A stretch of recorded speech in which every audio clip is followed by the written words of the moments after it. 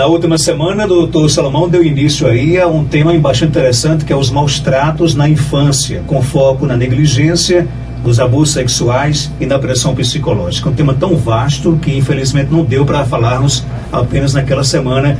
E ele dá continuidade hoje. Seja bem-vindo, doutor Salomão Gugel. Bom dia.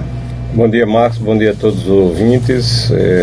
A gente tem uma satisfação muito grande ao saber que essas nossas palestras aqui, ou entrevistas, todas as segundas-feiras, elas têm atingindo um grande número de pessoas.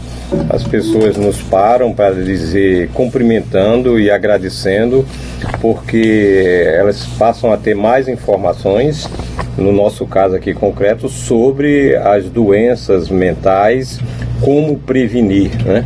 Também essas coisas. Então, o nosso intuito aqui é só não fazer divulgação da psiquiatria e das doenças mentais como um todo, mas justamente fornecer aquelas informações que cada um de nós deve ter, né, para a gente saber como se prevenir, né, principalmente nessa época assim, de grandes dificuldades que nós estamos vivendo, né. Nós, junto aí com a universidade e com a igreja, a gente tem feito desde setembro uma campanha maciça, né, sobre a prevenção ao suicídio, né. Infelizmente, as notícias que nós estamos recebendo no dia a dia de uma incidência cada vez mais de jovens pessoas que ou tentam suicídio ou que cometem suicídio, né? Significa que a gente tem que ir mais além de todos esses esforços que se tem feito, porque os resultados, por enquanto, não são plausíveis e a gente tem que intensificar. Eu gostaria de ver o Marcando de iniciar essa temática aqui, só uma observação, porque a cada dia que surge uma notícia sobre alguma pessoa que tenta ou comete suicídio, a gente fica imaginando por quê, né? Eu acho o seguinte, que nesse momento que a gente não tem muito, inclusive nós profissionais, as pessoas interessadas nesse assunto, a gente assim não tem uma receita mágica para salvar as pessoas, mas a gente gostaria de uma coisa muito importante, que as famílias, quando eu digo a família, não é pai e mãe, né? É marido, porque as pessoas hoje, principalmente os jovens, eles estão muito vulneráveis, né? Hoje qualquer coisa, até uma ruptura amorosa, uma briga entre casais, é um pretexto. Eu não digo que é uma causa, mas é um pretexto para se cometer suicídio. É preciso que as pessoas, né, se amem mais, evitem mais os conflitos, que os pais, né, conversem mais, aproximem-se mais dos seus filhos, estejam atentos o que é que eles estão pensando, não sejam rigorosos, né? Tem pais que fazem muita pressão sobre esses jovens, né? Exigindo que passe no Enem, exigindo que passe, que dê as provas em cima de 10, né? E aí as exigências às vezes extrapolam a capacidade de resistência desses jovens, e é preciso que a gente, antes de exigir, a gente saiba que pessoa a gente tem sob a nossa responsabilidade, né? Mas eu queria... A sua colocação foi interessante, doutor, porque a gente também se depara com alguns comentários, por exemplo, apesar de... Parece que a campanha que estão fazendo está influenciando as pessoas a cometerem suicídio. Olha, se com tanta informação que as pessoas estão tendo, elas cometem suicídio, imagine sem essas informações, né, doutor Salomão? Estaria muito pior se todo mundo, né? A gente tem que encarar a nossa realidade, a gente tem que ver que ficar calado sobre a questão do suicídio, né, e não contribui em nada, agrava o problema, né? A gente tem que fazer um enfrentamento dessa questão, a gente tem que saber por que é que as pessoas, principalmente aqui em Caicó, né, nós, no Brasil como um todo, né, o Brasil tem uma incidência de suicídio muito abaixo do que a média mundial.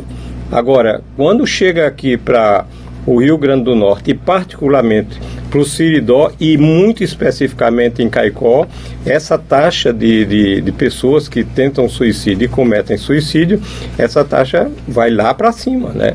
E aí a gente tem que saber, são vários os fatores, mas eu acho o seguinte, a gente tem que ver que a vulnerabilidade das pessoas que cometem suicídio, essas pessoas, a gente tem que se aproximar, a gente tem que identificar, e é todo mundo, não é?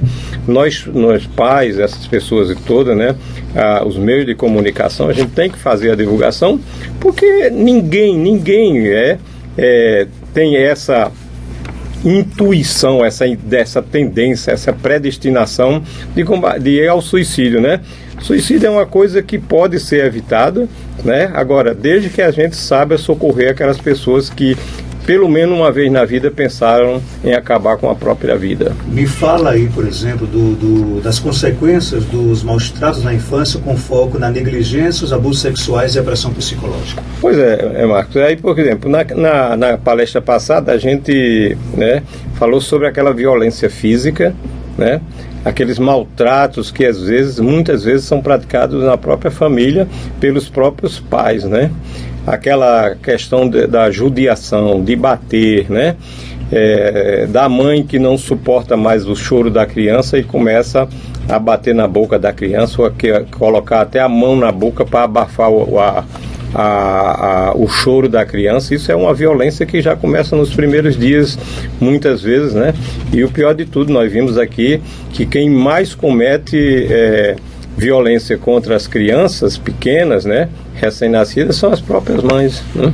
Isso aí a gente viu na vez passada, e a gente viu também que essas violências provocadas contra as nossas crianças, violências físicas, né, é causa de uma grande mortalidade pediátrica, e isso, ela está também associada a graves problemas de saúde, não só a saúde física, mas a saúde mental. E essas questões podem se estender, por exemplo, uma mutilação, né, queimaduras, e outras ou ferimentos provocados em crianças, elas podem se estender também, ou então a violência psicológica contra os jovens, elas podem se estender para a vida adulta, né? Tem muitas doenças que as pessoas vão para o consultório do psiquiatra, e a gente sabe que elas vêm justamente desse período da infância, quando essas pessoas foram maltratadas, né? E, por exemplo, com relação à sua pergunta sobre negligência, o que é negligência, né? É você descuidar da pessoa que você tem sob sua responsabilidade. Você não prestar a devida atenção, você adoece, você não dá assistência médica, você desleixa na questão educacional, você não dá o devido apoio emocional a essas crianças, ou também aos adolescentes, né? Quer dizer, quando essas necessidades básicas elas são negligenciadas, isso também é uma forma de violência contra as crianças e contra os nossos adolescentes, né? É um aspecto muito importante que eu queria aqui deixar patente, porque tem muitos pais que se separam e aí eles são obrigados a pagar aquela famosa pensão, né? Isso é uma coisa que funciona muito bem, porque você deixou de pagar a pensão, imediatamente você vai preso, né? E enquanto você não resolver o problema da pensão, você não sai da cadeia. Isso é muito bom, porque evita a questão de pais ou mães irresponsáveis que têm que pagar a pensão e negligenciam isso, né? Agora, aqui quando eu falo também em negligência, também aquela coisa que diz o seguinte, né? Você também é obrigado a dar assistência emocional e psicológica ao seu filho.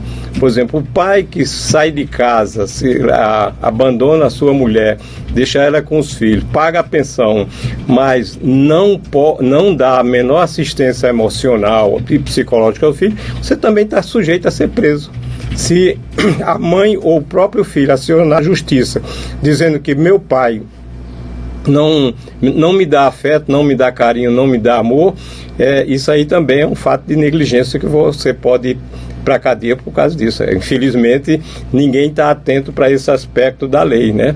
Não é só você pagar aquela pensão, né, aquela pensão alimentícia, que você tira o corpo, né? Porque o jovem, além de se alimentar, além de ter roupa para vestir, além da escola, ele precisa muito do afeto, do carinho e do amor dos seus pais, né?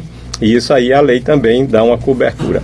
Outro aspecto que eu queria aqui comentar é sobre a questão da violência sexual, né, desses abusos sexuais que os jovens, as crianças sofrem muitas vezes por parte de pessoas mais idosas, né, ou por parte de pessoas agregadas, por exemplo, como padrastos ou madrastras, né, que abusam sexualmente dessas pessoas. O que é a violência sexual?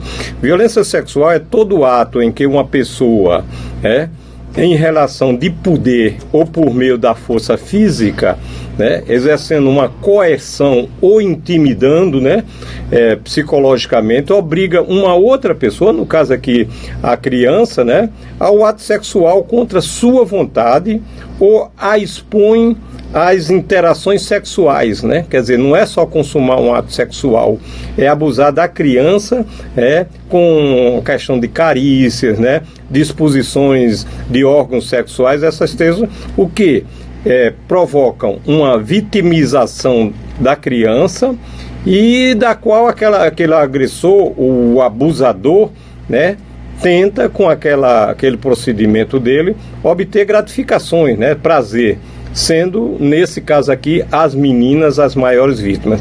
Os casos de violência sexual contra crianças e contra adolescentes, praticado principalmente no ambiente do lar, do ambiente doméstico, a gente sabe que causa traumas psicológicos, né, terríveis e às vezes para o resto da vida, né?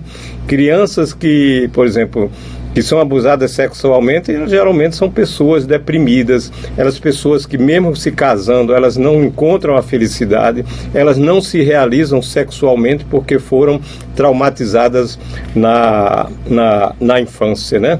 E outra coisa é o seguinte, a violência emocional e psicológica, como eu já, né, comentei aqui, toda ação que causa danos à autoestima, à identidade ou ao desenvolvimento da pessoa, né?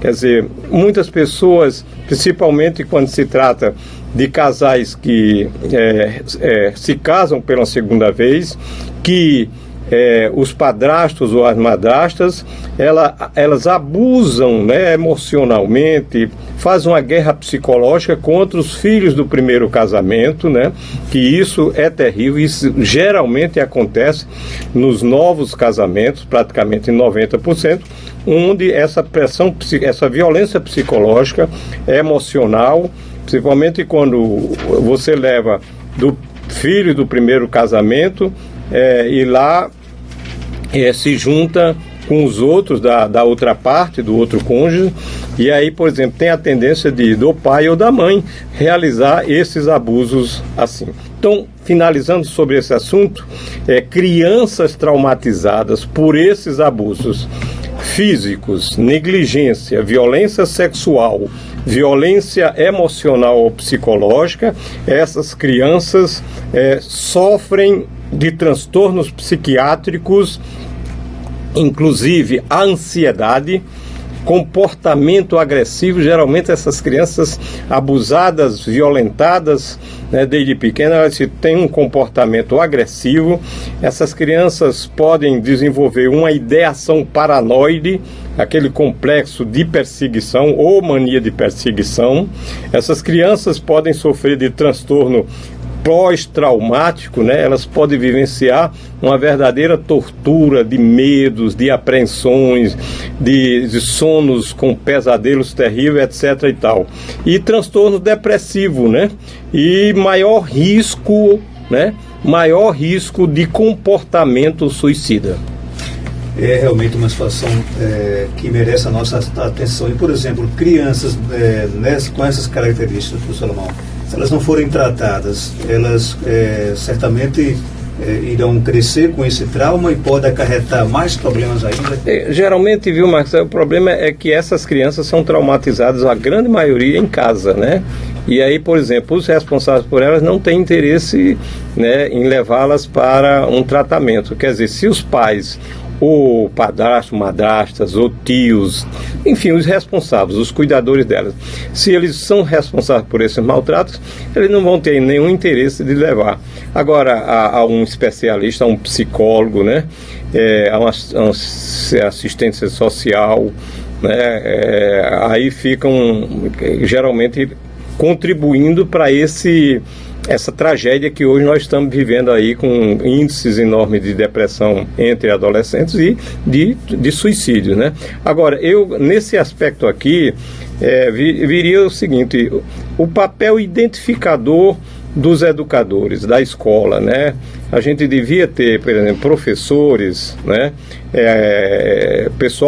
Psicólogo que trabalham nas escolas, elas deviam identificar, né, em conversa com essas crianças, com esses jovens, se elas não foram violentadas, se elas não foram agredidas em casa, porque a criança termina revelando a alguém esses abusos que estão, né? E aí, a escola assumiria essa responsabilidade de chamar os pais e, se fosse o caso, fazer o devido tratamento psicológico e psiquiátrico. A criança tem dificuldade de expor, por exemplo, que está sendo traumatizada, e que tipo de sinais? Mesmo que ela não fale, a gente pode perceber que ela está ali. A criança, se ela é abusada principalmente sexualmente, né, ela realmente vive sob uma intensa ameaça do